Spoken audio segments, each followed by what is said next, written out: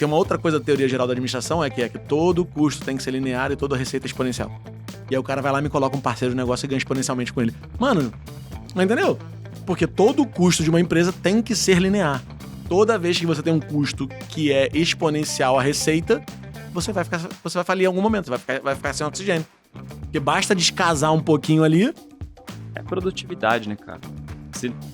Pra ser produtivo tem que ser linear os custos. Se você aumentar exponencialmente junto com os seus custos, uma hora a curva vai bater uma na outra, não precisa ser muito inteligente pra saber o que vai dar. Eu lembrei de uma piada que eu contei uma vez lá em Portugal num evento, tava palestrando. Não sei se você já ouviu. Todo custo é que nem unha. Tem que cortar sempre, senão começa a incomodar.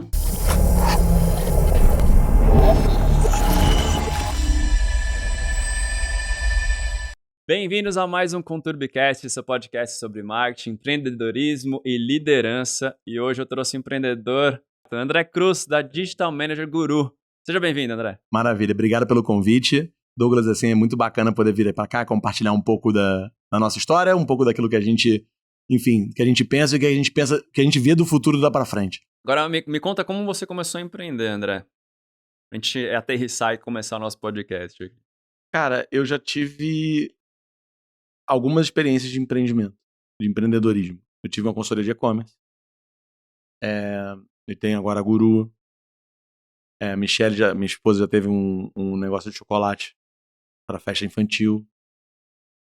Eu vejo que o empreendedor é o cara que muda o mundo. Ele acelera, ele é o cara que vai buscar a solução. Tá? Quando foi a questão do e-commerce, né, foi na época que surgiu o Magento, uma plataforma open source.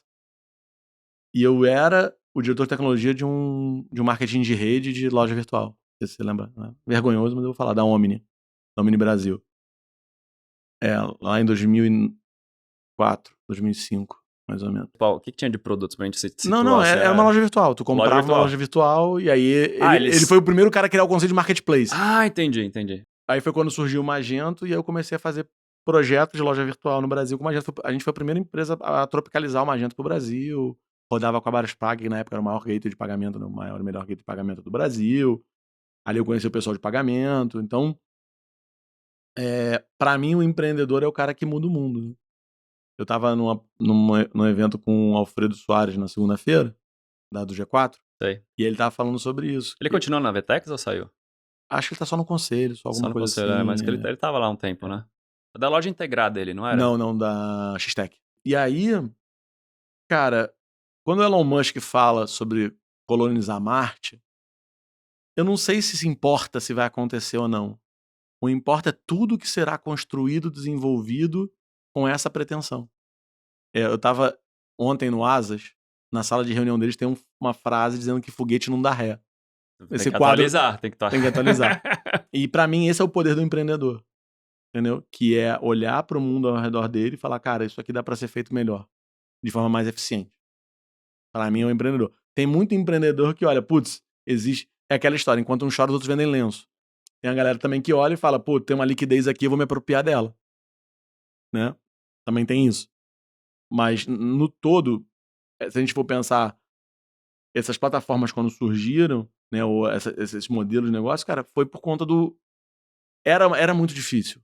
A gente estava falando aqui sobre todo o custo tende a zero. Né?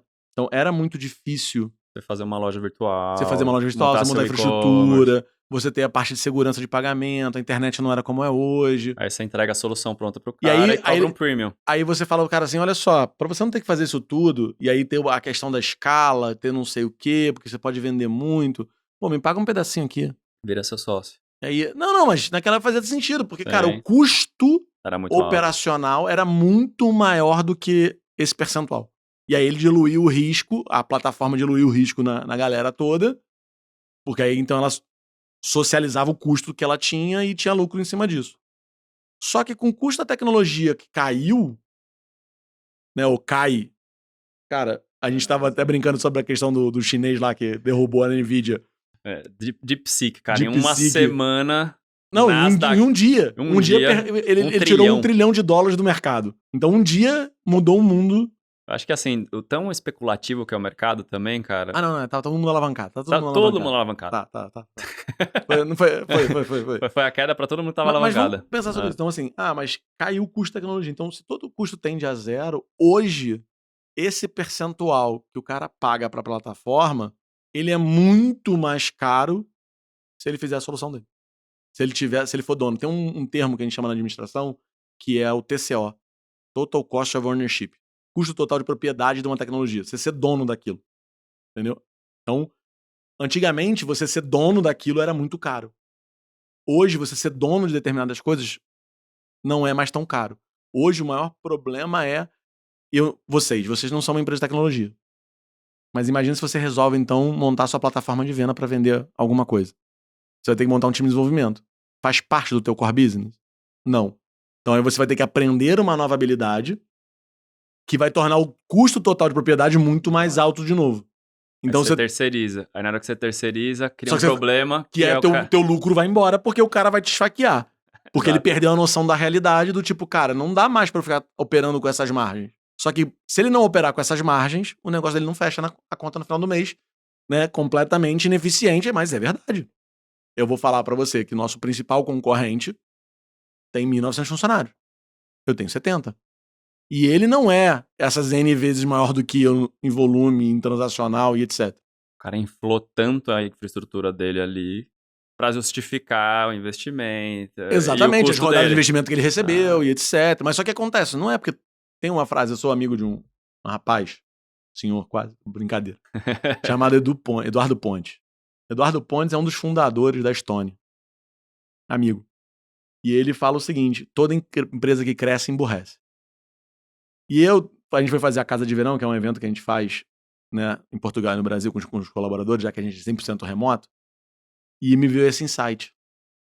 A gente não burocratizou o processo, porque a gente é 100% remoto. Então a gente não vê as pessoas fisicamente no escritório. Porque se a gente visse essas pessoas fisicamente no escritório, mano, já tinha criado um monte de regra. Já tinha criado um monte de coisa. Mas mesmo no offline, no online, vocês não tem que criar um monte de Temos. policies e tudo mais? Tem, né? Tem policy. Tem que ter, né? Tem que ter, mas o que eu digo é o seguinte, né? Eu não preciso me preocupar com café.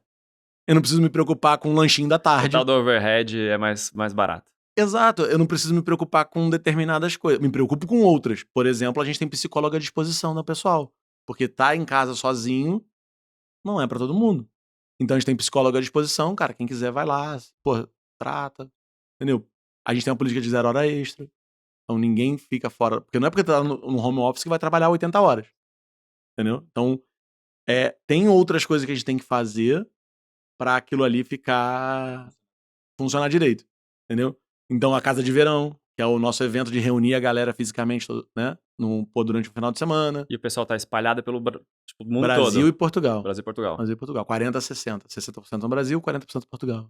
Daí, como que você começou essa plataforma, Guru? Como que foi? Você falou essa trajetória de tecnologia, e-commerce, até pra como começou e o que ela é.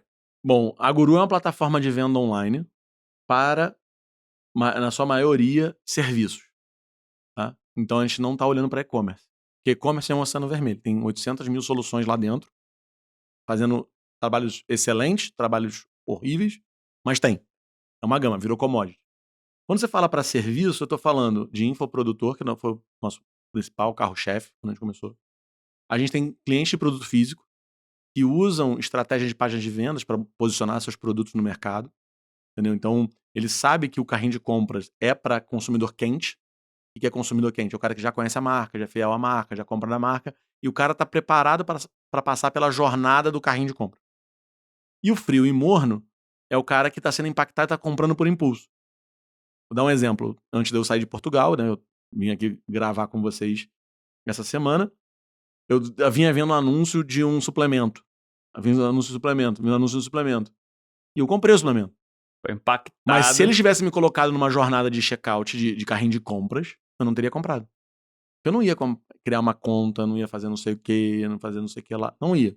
Então, era página de vendas, respondeu todas as minhas dúvidas, tirou todas as minhas objeções. Clique. Botão comprar, cai no checkout e paga.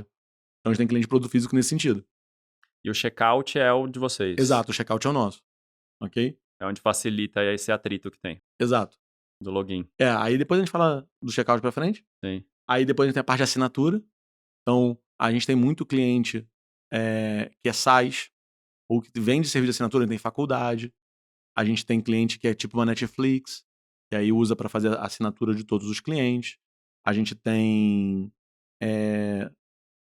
Clube do Vinho. Eu já cheguei a ter Clube do Ovo. Aqui em São Paulo. Clube do Ovo. Era o cara Eu faço assinatura de ovo, faço assinatura de vinho. Ó, Eu então- sou esse público. Então, a gente teve um clube... 40 ovos por semana, eu não sou a Graciane Barbosa.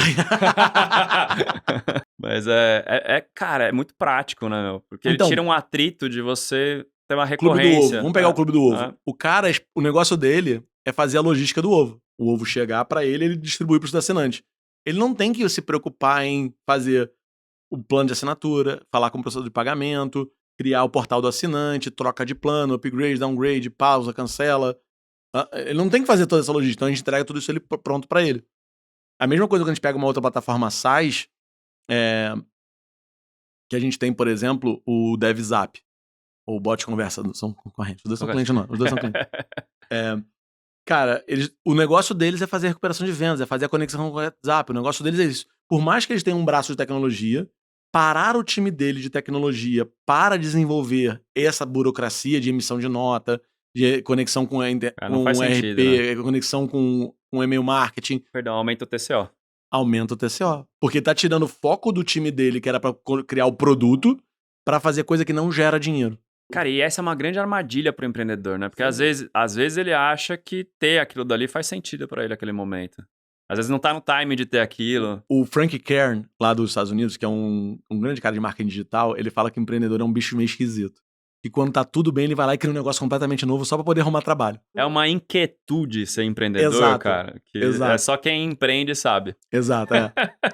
E então, a gente viveu tempos de dinheiro fácil, entendeu? Basta ver o mercado de VC, a gente tá quase 3 anos sem nenhum IPO. Porque o mercado tava completamente maluco. A gente falou off sobre, já teve as NFTs, teve as IAs, teve blockchain, tudo isso. Metaverso. Metaverso. Pô, metaverso é o melhor de todos. Metaverso é o melhor de todos. Metaverso é tipo... Cara, eu sempre falei que o metaverso ia dar errado. Sempre. Eu falei, cara, metaverso não tem como funcionar. E eu explico por quê. Porque as pessoas já estão sozinhas demais. A gente sempre teve chat de pessoas. Nunca foi chatbot. Nunca teve automação no nosso processo de atendimento. Porque eu sempre acreditei que as pessoas estão sozinhas. Hoje, com a IA, a gente consegue melhorar o atendimento. Faz uma triagem ali melhor. Não, ele ajuda o atendente a responder melhor. Mas ele não responde pelo atendente. A não ser nos horários off. Aí ele responde direto. Por quê? A pessoa já tá sozinha. Ela quer conversar com alguém. A pior coisa... Eu brinco que eu falo o seguinte, você já tava assim, acordou um dia de manhã? Douglas, assim, acordou um dia de manhã. Cara, tô aqui sem fazer nada. Tô aqui. Mano, de bobeira. Porra, tem nada pra fazer? Acho que eu vou ligar lá no suporte da Claro, só pra dar uma reclamada. Você já fez isso alguma vez? Quero perder umas 2 horas do meu tempo, Você já vou ligar fez lá. isso alguma vez normalmente na sua vida? Não, óbvio Então, que não. é assim que seu cliente tá quando ele tá falando com o seu suporte. Ele tá puto. Ele já tá, mano, injuriado. Ele queria tá ganhando dinheiro, e ele tá tendo que parar o que ele tá fazendo, e aí tu vai lá e mete um robô. Clique pra fazer não sei o que. Nossa, a URA é a pior coisa que existe. Não, mas eu entendo. Chega num volume de gente que é melhor ter o problema do que ter gente pra resolver. Senão também o CAPEX vai lá pra casa. Exato. Chapéu. Mas, por exemplo, a Stone tem esse exemplo. A Stone sempre foi atendimento humano. Nunca teve lá e tendo tempo de atendimento, não sei o quê. Acho que faltou também vontade. E eu vejo também que tem uma outra frase que eu falo muito, que é se atalho fosse bom, não chamava caminho. Chamava caminho. Não era atalho, exato. Não era atalho. E acho que as empresas buscam muito atalho, fazem economias porcas. Elas economizam. Eu aprendi isso com... Eu namorei uma menina antes da Michelle, que o pai dela era um cara de compras da Vivo. E ele falava, a maior idiotice da Vivo é o atendimento ser terceirizado. Ele falou, esse cara não vai na festa da Vivo. Esse cara não vive as coisas da Vivo. Mas ele é que se relaciona com o cliente da Vivo. Olha o perigo, né? Olha o perigo, Olha o perigo que você tem. E não você tem um monte de golpe, você tem um monte de coisa, você tem... Porque o cara tem acesso a uma informação privilegiada, tem acesso a um poder, só que ele não faz parte da estrutura. Será que isso tá certo? De novo, não precisa nem falar, né? A gente tava conversando ali fora de novo antes, cara, como é que as coisas estão começando a voltar pra dentro. Porque o pessoal tá entendendo que ele tem que ser dono da relação com o cliente. Ele tem que ser dono dessa relação. E esse dinheiro ficar com ele também, E esse dinheiro ficar com ele, exatamente. Porque na hora que você tem os middlemen, né, os intermediários, você vai acumulando layers de preço que as coisas só vão ficar cada vez mais caras. Por exemplo, você vai pedir um almoço num iFood. Você tem a taxa do iFood, tem a taxa do cartão de crédito, O entregador. entregador. Tem tantas coisas, a comida custou R$15, mas para você acessar 160. Que antigamente custaria 20 pra você retirar lá, né? E aí como que você faz? Pô, mas por que a inflação tá tão forte e tal? Cara, grande parte disso pra mim, na minha compreensão, um monte de facilidade é que foi um vendida. monte de facilidade que foi vendida no meio do caminho que custa muito caro pro consumidor final. Exato. Essa é uma crítica pra mim, e aí vem por que a gente optou no nosso modelo de negócio a não cobrar taxa sobre os clientes. Então o nosso cliente paga uma mensalidade pra gente. Faltou só o último pilar ali, que a gente falou de assinatura, faltou o último, que é a parte de venda de ingresso pra eventos. Tudo junto numa plataforma só. Tudo junto numa plataforma só. Mas voltando, por isso que o nosso modelo de negócio é não cobrar taxa. A gente paga uma mensalidade de acordo com a quantidade de transações que é tentativa de pagamento, etc., né? Que ele faz dentro da plataforma. Então, eu já tive cliente que faturou, cara, 2,7 milhões de reais e pagou pra gente 65 euros. Deixou de ser sócio, né? Porque Eu deixei de ser sócio. Porque em outra plataforma ele era sócio. Exatamente, ele é teu sócio. Deixava 8% ali fácil. Não. Tem plataforma até mais. Não, taxa do garçom é 10. Não, tem plataforma que assim, não, aí se você for para uma ambiente de ingresso, por exemplo, você tem a taxa de conveniência do comprador. Eu falei, mano, como assim? Eu tô comprando pela internet, sentado na minha casa. Quer dizer, pra eu poder fazer assim, que é o mundo inteiro já tá normalizado desse jeito, todo mundo já tá acostumado a comprar online, não é um negócio, eu não tô mais em 2008, e aí eu tenho que pagar a taxa de conveniência para poder comprar com tranquilidade. De 12%, 15%. Você tá louco. E vai aumentar, porque com a taxa de juros aumentando no Brasil, vai aumentar. E o que vai acontecer? Para o lojista continuar vendendo a mesma coisa e sustentando essas plataformas, ele vai ter que diminuir a margem dele. Porque senão o preço dele começa a ficar descompetitivo, coisa que você falou. E a inflação. Não vende mais. E aí você vai falar assim, André, mas... De quem que é a culpa? Do cara que tá ali fazendo o negócio dele? Ou do cara que tá no meio? Pra mim, a culpa é, de novo, é que as pessoas acham que querem... Também essas plataformas vendem uma facilidade, né? Ou melhor, elas vendem uma dificuldade, acho, né? Que é, porque você vai ter que falar com a processadora de pagamento, porque você vai ter que fazer não sei o quê, porque você vai... Cara, sim, mas esse é o preço de qualquer empresário, você tem que ter trabalho. Esse negócio que só trabalha 4 horas por semana, Tim Ferriss, né? Vou ganhar dinheiro dormindo. Isso é balela, mano. Isso é... Não tem. O empreendedor, cara, de verdade, não é isso. 24/7. A cabeça tá sempre assim. Não sei a sua, a minha é assim. Não, 24/7 pensando que a minha esposa é minha sócia. E a gente já falou o seguinte, cara, não existe vida profissional e vida pessoal. Existe vida. E aí, cara, esses middlemen, como você falou, cara, eles destroem o negócio. Mas a culpa também é do empresário que quer... É aquela história do... Aqui no Brasil, a gente gosta do jeitinho. A gente não quer ter trabalho para as coisas. A gente não quer se especializar. A gente não quer entender o nosso negócio. E só que, enquanto o dinheiro era farto, ou melhor, era barato, tava tranquilo. Tá bem caro. O dinheiro tá ficando caro. E vai ficar... E não é só no Brasil, é no mundo inteiro. O mundo inteiro o dinheiro tá ficando caro. No mundo inteiro, de novo, não é só no Brasil que não tem IPO nos últimos 3 anos. Nos Estados Unidos também não teve. Mas esse é o tendão de Aquiles do cara que investe. Aventureiro. Mas só que tava demais, porque como o dinheiro tava muito barato... o cara arrisca. Vamos pegar vai apostando, é como se fosse uma bet de empresas. Eu aposto nessas 15 aqui, uma que deu certo, eu já pago o resto. Só que nenhuma deu certo, aí que virou um problema. Vamos pegar lá o Sun lá, como é que é o nome do fundo dele? SoftBank? A SoftBank. A SoftBank, o que eles faziam? O Japão tem juros negativos. O que ele fazia? Ele levantava um caminhão de dinheiro no Japão. Mano, é juro negativo, mano. É pior deixar o dinheiro lá. E aí, mano, com dinheiro desse jeito, colocar porque o risco é muito maior. Por uma WeWork, que é legal. Exato. Aí os juros nos Estados Unidos também estavam abaixo, então por que eu vou botar no governo? Entendeu? E é essa... Cara, a gente vai dar um pulo agora errado. Vai mudar muito. Porque essa é a estratégia por trás da MicroStrategy comprando Bitcoin. Só que aí isso daí é outra conversa completamente maior, tá? Essa aí vai mais fundo. Falar de cripto, falar de plataforma, e-commerce, tá tudo interligado, cara. Eu acho que assim, dessas todas as tecnologias que a gente tava falando, a IA tá muito latente, mas a blockchain, ela continua muito forte exatamente quando a gente fala do middleman. Toda vez que eu escuto conversas de blockchain, eu falo, cara, você vai pedir seu Uber sem ter que pagar para Uber, direto pro taxista, ele vai ter essa autonomia, você pode chamar do jeito que você quiser, se vai precisar de um carro, ele vai chegar lá com a blockchain, porque tá lá. Só que, cara, vai ter que ter um aplicativo. Não é a blockchain. Isso, na verdade, chama DeFi.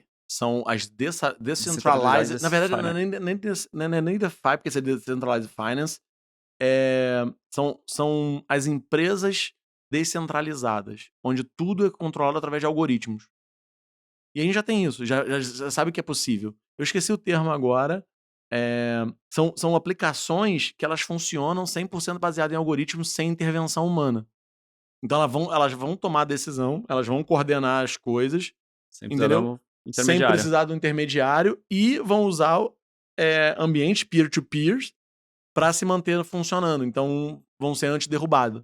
Também não vão poder ser derrubadas porque elas funcionam de forma descentralizada. Quando a gente fala do middleman,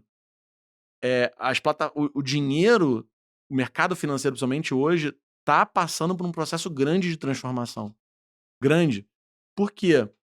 Por conta das stablecoins, por exemplo. Imagina se todo mundo. Quando a gente fala todo mundo, eu tô exagerando, tô generalizando. Mas você não negócio precisa mais de um banco central. Não é precisar de um banco central. Imagina você ficar independente do real. Você poder tocar a tua vida toda baseada em stablecoin. Mas André, a gente tá falando de centralização. Como é que isso afeta o mercado financeiro? Como é que a Visa e a Mastercard, que são as duas maiores bandeiras de cartões de crédito do mundo, vão continuar justificando a cobrar percentual sobre a venda quando todo o custo transacional de stablecoins ou de cripto, etc., é custo fixo transacional? Elas estão sendo encurraladas com a parede. Eu tava comentando com os meninos ali que teve uma transação de 12 bi de dólar com Bitcoin. 12 bi de transferência. Alguém transferiu 12 bi. Eu não lembro se eu autorizei a Michelle a fazer isso, mas... Eu fiz 12 bi. 12 bi. Cara, e o custo transacional foi o custo de uma transação normal. O mesmo custo que eu compro quando eu compro meus Bitcoin. O mesmo custo. Pensa isso no mundo financeiro normal. Se eu chegasse lá no meu Banco Millennium, lá em Portugal, e falo, quero transferir 12 bi pro Doug. Uma que levar no mínimo uma semana. Uma semana. Uma semana pra autorizar. Ok. Ia ficar desesperado, todo mundo... Cara! Aconteceu isso. A gente é investido pela Portugal Ventures, lá em Portugal. Só que eu tenho um investidor anjo, que é um brasileiro, então é uma empresa brasileira. E a gente teve que pagar dividendos ano passado.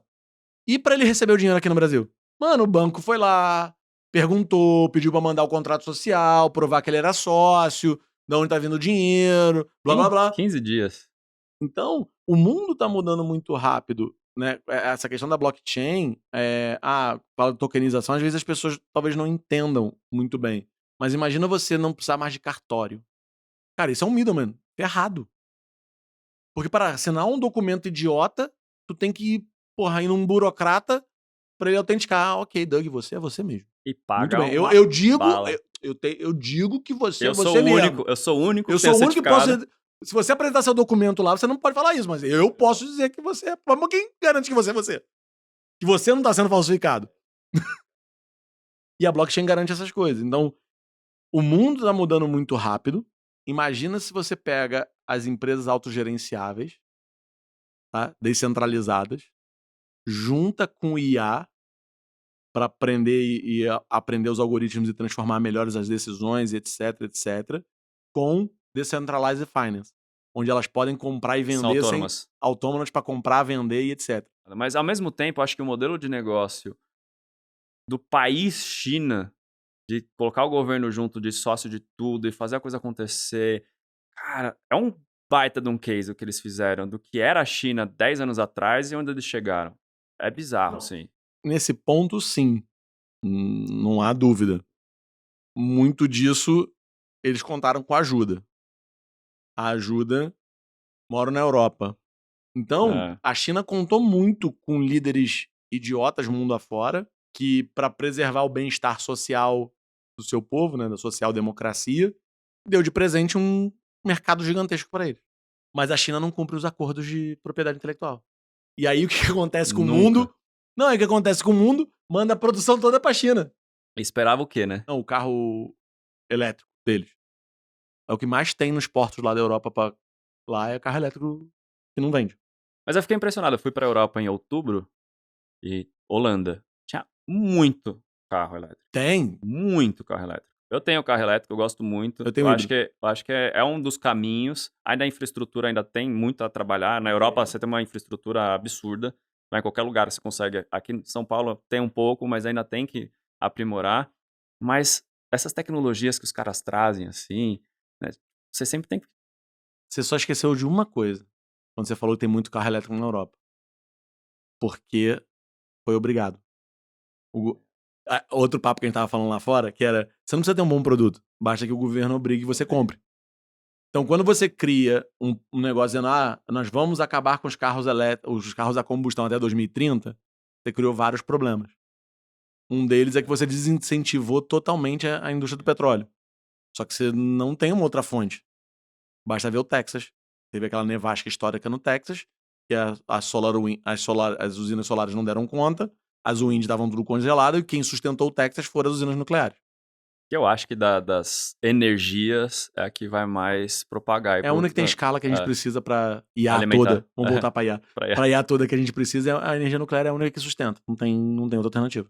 Vai ser produzido em Marte, vai ter um fio de... Não, na Lua. Vamos botar um painel solar na Lua e vai ter um fio descendo da Lua direto pra Terra. Ai, caramba. Um elevador. André, falar um pouco mais agora da sua plataforma mesmo, né? Como vocês entregam, como vocês chegaram, como vocês desenvolvem esses produtos, como que é o feedback com os clientes, pra gente analisar um pouco mais. A gente foi tanto pra loucura de tecnologia, que eu gosto pra caramba, e se a gente deixar, vai embora. Eu nem gosto, não.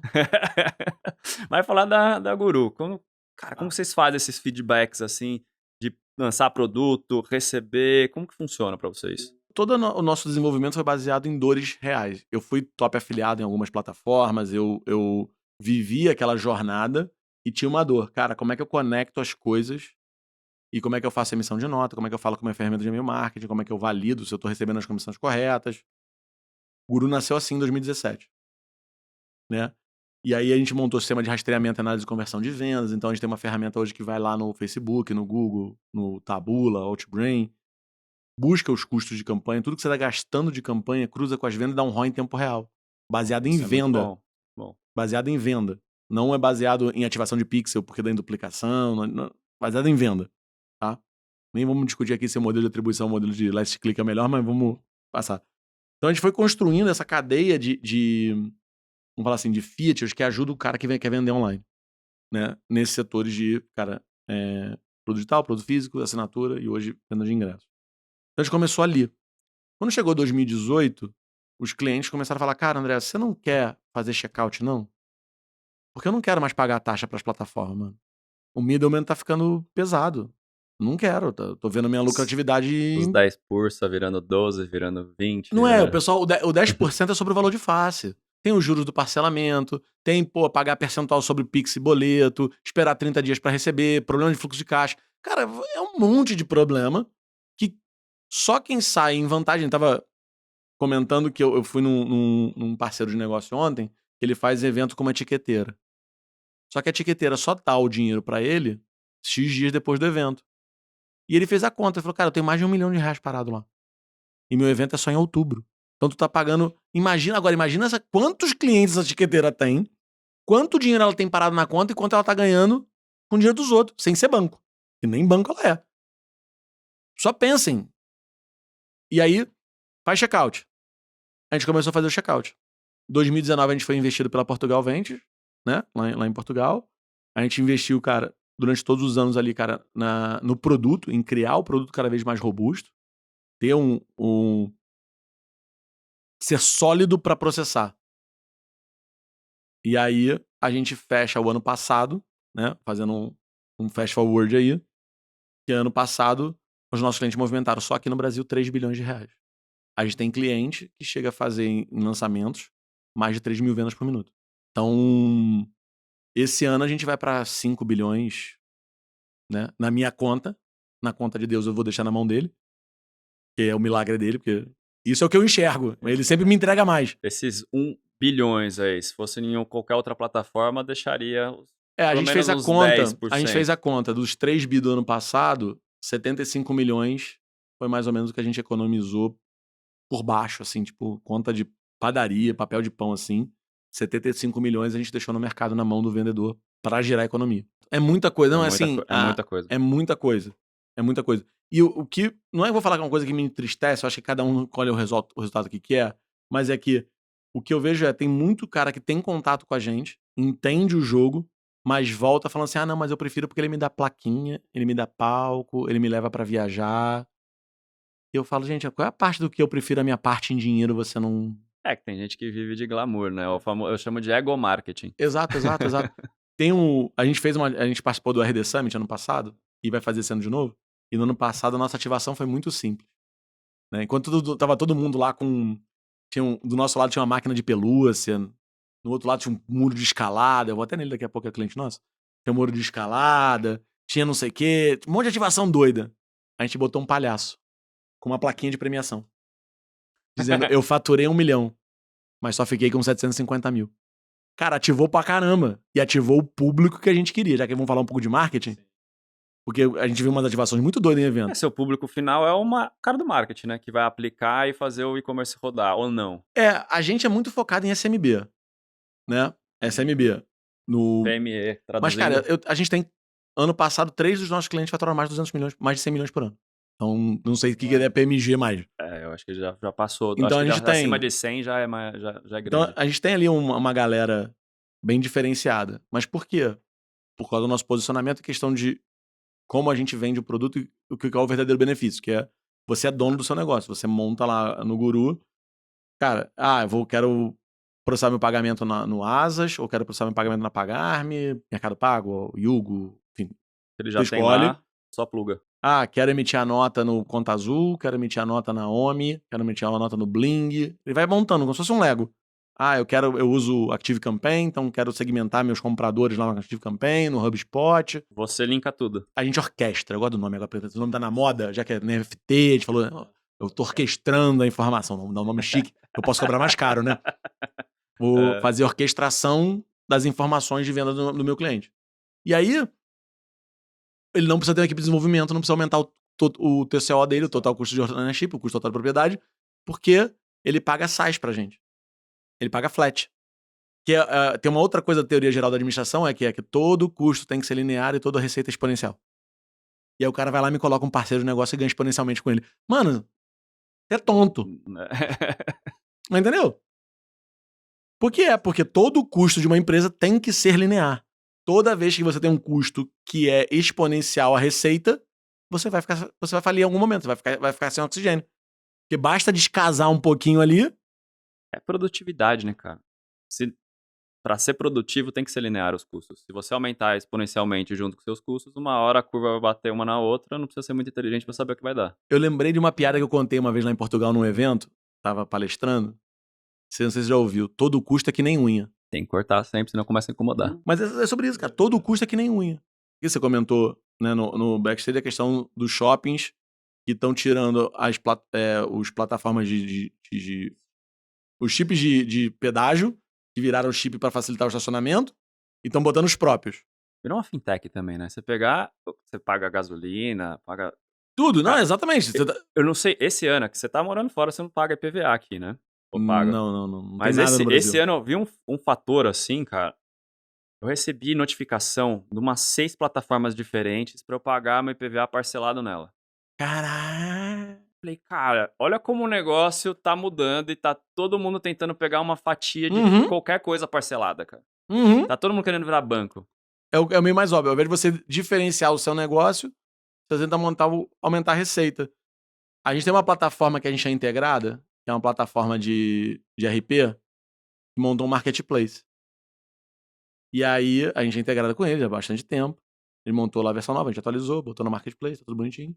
A gente fala, não, beleza, mas agora, se você quer que seu app apareça na lista, você vai ter que me pagar 10% de comissão sobre sobre a mensalidade que você cobra do cliente. Eu falei, tá, deixa eu ver se eu entendi. O cliente vende comigo, aí ele manda a venda pra você, ou seja, sou eu que gero a demanda, dos pedidos, entendeu? Ou seja, ele contrata você porque ele vende comigo. Ele contrata, ele não me contrata porque eu tô integrado contigo, não. Ele te contrata porque ele tá vendendo comigo. Porque se ele não vender comigo, ele não te contrata, não precisa de você. E tu quer que eu te dê, ou melhor, aceite perder 10% do meu faturamento com esse cliente porque você acha que você é maior do que eu. Só porque você acha que você gerou a demanda.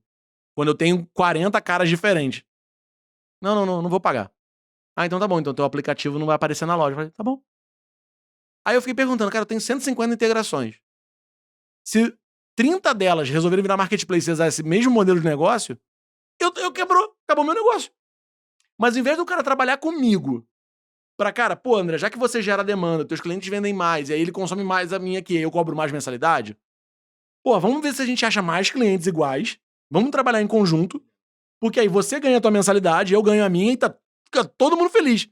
Não, mas o meu negócio é enriquecer, então eu quero me enriquecer em cima do seu trabalho. Todas essas plataformas que têm algum tipo de revenue share, elas estão se apropriando da produção de outra pessoa, sem fazer nada. Cara, produtora de evento, você vai lá. Aí fala assim, não, porque eu tenho aqui, minha página, minha homepage aqui, que vende os eventos aqui, a galera entra aqui. Pode perguntar para todo organizador de eventos quantos eventos a plataforma vendeu espontaneamente, pelo fluxo dela. Cliente que não foi você que atingiu o cliente e chegou lá para comprar. Se for algum número relevante, eu aceito. Não existe isso. É um layer ali. Eles têm um malefício e vendem o resto como benefício para justificar aquilo ali. Plataforma de venda de curso online. Porque eu tenho aqui a área de membros, porque eu tenho não sei o quê, eu tenho um emissor de Já é nota. commodity também, né? Se o negócio dela é arrecadar, porque na verdade, se você tá cobrando revenue share, teu negócio é arrecadar. É igual o governo. Qual é o teu interesse em prestar um bom serviço? Só tem um serviço lá, pode dizer que tem. Como esse serviço não concorre no mercado, ele não tá aberto ao público geral para poder ser acessado, ou seja, você não pode uma plataforma dessa ir lá, eu quero só a área de membros, mano. Não. Não vai tem. desmembrar. Não tem. Você Ok, então ela não concorre. É. Ela não concorre com as demais. Tu acha que ela é realmente a melhor do mercado?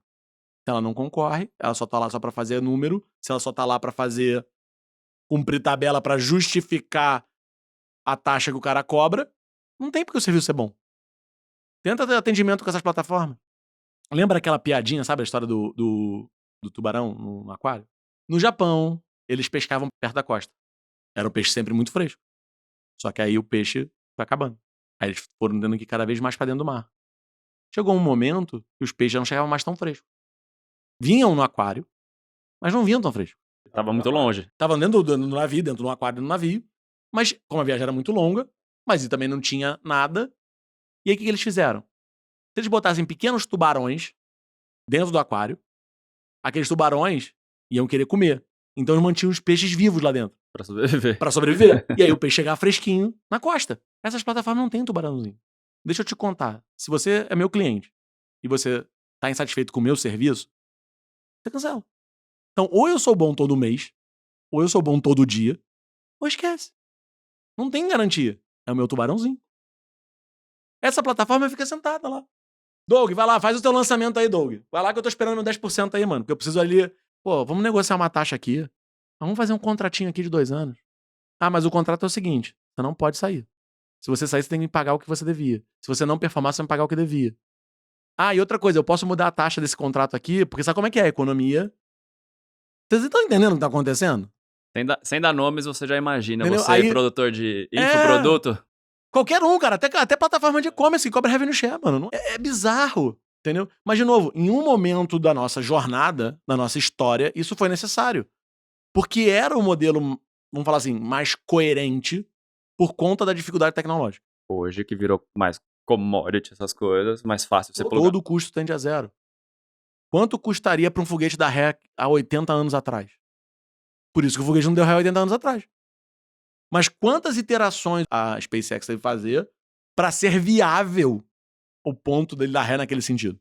Agora, se ele conseguiu dar ré, quanto isso vai baratear tudo? E ele faz esse cálculo assim, ele falou, cara, a NASA, o custo de você mandar 1 quilo de mercadoria para o espaço custava, cara, um caminhão de dinheiro. Desde que a SpaceX entrou, esse custo tá virando marginal. Então, hoje é praticamente é possível você botar qualquer coisa no espaço, porque o custo é ridículo, sacou? Mas então, todo custo tende a zero. Então, não tem porquê. Então, o mundo precisa se readaptar. E aí, a gente tava falando das bandeiras, tá todo mundo sofrendo banco, tá todo mundo sofrendo, cara, porque tava todo mundo acostumado, sentadão lá no seu. Banco, então, mano, tô aqui ganhando meu dinheiro. A gente tem um problema, não vai acontecer aqui no Brasil. Eu já tô discutindo isso há algum tempo com o mercado, com a galera que eu conheço no mercado, que é... Nós temos no mercado uma aberração chamada subadquirência. É uma aberração Mas foi feito por quê? Porque o processo de adquirência no Brasil é horroroso. E aí só as grandes instituições são os grandes bancos, são adquirentes. Aí criou-se a figura da subadquirência e atrás da subadquirência, mano, criou um monte de outras coisas. Daí surgiram 99% dessas fintechs, que usa um white label de subadquirência de alguém e aí pulverizou, ou seja, só que agora o Banco Central começou a olhar e falar, cara, quero acabar com a subadquirência. Aí de um lado tem uma galera falando o seguinte, pô, cara, são mais de 150 subadquirentes, é um volume não sei quanto, não sei o que, blá, blá, blá, blá, blá, blá, blá, blá, blá. Cara, não tem como fazer. Aí do outro lado você tem os bancões, que adoram uma regulamentação, adoram proteger o seu próprio mercado. Tem muito amigo no governo. Eles não estão nem aí, mano, se vai causar problema pro comprador, pro usuário, pra não sei quem, pra não sei o que lá, desde que eles façam a reserva de mercado deles. Quem vai ganhar essa batalha? Imagina se o Banco Central amanhã fala, cara, que é subadquirência. A blockchain. Então, mas Que é exatamente. o consumidor final. Exatamente. Que vai começar a ter o poder de decisão. Só que o banco não tá entendendo que quando ele cria essa dificuldade, né, o mundo caminha, o mundo é que nem água, ele caminha pro caminho do menor esforço. Quanto menor for o atrito, é pro lá que eu vou. A gente tava falando sobre o SDT, do pessoal na 25 Marcos usar o SDT, e aí é o que eu tô te falando que a coisa pode ser muito maior. Tá? Se o cara aprende a fazer isso, pagar na China e começa a pagar aqui dentro, de que vai adiantar o Pix, de que vai adiantar Receita Federal, de que vai adiantar não sei o que, não vai adiantar nada. E não é só aqui. A Europa tá fazendo uma lei lá pra listar tudo que for stablecoin baseado em dólar. Como assim deslistar? Tipo, Não tirar na Binance, na Coinbase, não tirar de lá. Não, tirar da lista. Você nem consegue comprar. Ah, já tá barrando já o desenvolvimento disso. Tá falando não. Mas por quê? Pensa num país africano. Isso só acontece em países com moeda ruim, tipo o Brasil. Ok? Que é o quê? A moeda local é tão ruim, só que agora você tem todo mundo com acesso mínimo de internet, consegue transacionar numa moeda forte, que é o dólar. Não tô falando que é uma moeda forte porque não é. Mas é a melhorzinha do mercado. Mas imagina o governo africano tentando lá manter a moeda dele. Ninguém vai usar. Porque a moeda perde o valor tão rápido. Por que eu vou usar aquele negócio? Só que agora você tem um avanço da tecnologia, você tem um avanço, né, da facilidade, o custo, barateia tudo isso, o custo né? de acesso a um telefone celular. Todo mundo. E a gente não sabe como vão ser as verdadeiras impactos dessa coisa toda ao longo do caminho. Que nem, cara, vai vir muita coisa ainda. Pensa. IA aumentando o poder de processamento, as entidades autônomas, né, as empresas autônomas ali, cara, autogerenciáveis, e DeFi juntos. Mano. Isso vai ser um caos. Como é que você tributa esses caras? Tem a gente falando de cripto, até pra gente chegar no nosso final, que a gente vai ficar 3 horas conversando aqui. Não sei se você viu as notícias da WorldCoin, projeto do Sam Altman também, do World, que é, ao meu ver inicial, quando eu vi isso 2 anos atrás, que era aquele conceito do UBI, Universal Basic Income, que é o quê? Ah, ok. Que é a renda básica universal. Se você tá tudo descentralizado, as pessoas estão ficando pra trás, não conseguem trabalho e tal, como que esse cara vai continuar consumindo? Tá, aí eu crio um sistema que eu remunero esse cara. Na verdade, eu vou falar pra você o seguinte, não precisa da UBI. A WorldCoin, pra mim, toda moeda que tem um cara, pra mim é treta. Tipo a Ethereum, que tem o Vitalik Buterin. Todas as moedas que tem um cara, pra mim é treta, porque consegue tu pega o cara, já era. Prende o cara e... Dogecoin, né? Quando o Elon Musk colocou Doge na porra do X dele lá, antes de ser X no Twitter, o bagulho valorizou 1 milhão de %. O Elon também é um engraçadinho. Ele diz que ele mente no Diablo. Ele contrata a gente pra jogar Diablo e ele subir ele de nível. E aí, toda moeda que é centralizada e a base income, isso é uma treta. E eu tive um negócio ontem, eu tava voltando a voo, a Aline, nossa gerente de parcerias, nossa guru de parcerias, tava comigo no avião, e a gente tava falando muito sobre essa questão da evolução econômica, de como é que é e etc, como é que é. Eu falei, cara, olha a idiotice, cara. A gente pegou um avião, vai fazer 2 reuniões em Joinville e voltou. É porque barateou demais o custo. Todo o custo tende a zero. Todo ele, não importa qual. E aí eu falei, cara, para pensar um pouco. Quanta gente fazendo coisa completamente desnecessária tá ganhando muito dinheiro. Tá bom, quantos influencers, cara, de coisas completamente aleatórias, que são completamente inúteis, mas que estão ganhando dinheiro. Então, alguns não são nem inúteis. E ainda tem a plataforma ganhando em cima. É. Imagina quando eles fizerem descentralizado e for direto. Exato. O cara descobrir. Mas pensa o seguinte, essa questão da renda única universal não precisa. Porque hoje a gente já tem um monte de gente ganhando dinheiro com coisas que a gente há 10 anos atrás nunca imaginou que fosse ser possível. Mas por que isso está acontecendo? Porque tem mais liberdade para gastar o dinheiro. Então, a tecnologia tá tirando a pessoa do braçal para ir pro criativo. Pra fazer as coisas que ela precisa fazer. Ou aquelas coisas que ela quer fazer. Eu sou meio maluco. Não sei se você percebeu, tá? Mas eu sou. E eu sou assumido. Assim, eu tenho alguns canais que eu assisto. Você fala assim, André, você é um cara de tecnologia, você é dono de uma empresa, 70 funcionários, 3 bi de GMV no passado. Não, você tá falando, você é louco. Eu assisto toda sexta-feira, sai um vídeo de um canal de um cara que conserta peça de trator na Austrália. Counting Edge Engineering. É um cara australiano, ele faz retífica de pistão, e é só daqueles... De trator de gigante. trator gigante. E aí faz peça, vai no torno mecânico. Eu assisto aquilo. Pra falar que eu só assisto cara gringo, eu assisto o canal de um cara chamado Vem com Osés na Construção. Que é um pedreiro que ensina a galera a botar piso, a fazer não sei o quê. Presta atenção. O cara é um pedreiro. Ele usa um canal do YouTube pra ensinar os outros. Aí você fala assim, não, ele usa o canal do YouTube pra ensinar os outros? Não, ele usa pra gerar lead pra ele, seu tonto. Só que com o canal do YouTube dele, ele ainda ganha mais um dinheiro, porque ele tem mais de 1 milhão de assinantes no canal, mais de 1 milhão de inscritos no canal dele. Tem o revenue share aí do YouTube também. Entendeu? Não, mas veja isso. Sim. Olha como é que todo esse avanço tecnológico Deu autonomia pra muita gente. deu cara. autonomia pra muita gente. Eu nunca ia conhecer esse cara lá na Austrália. Pra você ter uma ideia, lembra do cara do Mythbusters, o Adam, não sei o que lá? Foi lá lá onde ele faz as máquinas lá, ele foi lá. Ele fala, mano, quando na minha vida eu Ia imaginar... cruzar o cara da Discovery com o cara do YouTube, assim. Quando, ele falou assim, e ele fala isso no vídeo, quando que eu ia imaginar que o meu ídolo, porque ele assistiu o Mythbusters, ele ia se conectar comigo e ia passar aqui pra me ver. Não teve nenhum collab, não teve nada.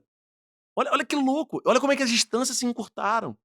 Com essa questão da renda mínima, não precisa, mano. A gente vai encontrar uma forma de gastar dinheiro com gente inútil. A menor parte da sociedade é o indivíduo. Então deixa o indivíduo escolher livremente, cara, e tá tudo bem. Cara, André, obrigado. Bom demais. Obrigado por tua presença aqui, ter vindo de tão perto, né? Portugal logo ali. Prazerzaço, cara, te conhecer, se conectar assim. Quer deixar uma mensagem pra alguém? Alguma dica sobre o Guru? O Revenue Share, você ainda tem a escolha de se libertar desse mal, cara, que ele acaba com o oxigênio da tua companhia. Ele tira a forma de você poder fazer investimento, ele não deixa você contratar direito, e você tá levando o dinheiro que você tá gerando pra outra pessoa contratar, pra outra pessoa fazer distribuição de lucro, pra outra pessoa viajar, pra tudo. Obrigadão, cara. Você que gostou desse episódio, deixe seu like, seu comentário, compartilha com seus amigos e até a próxima.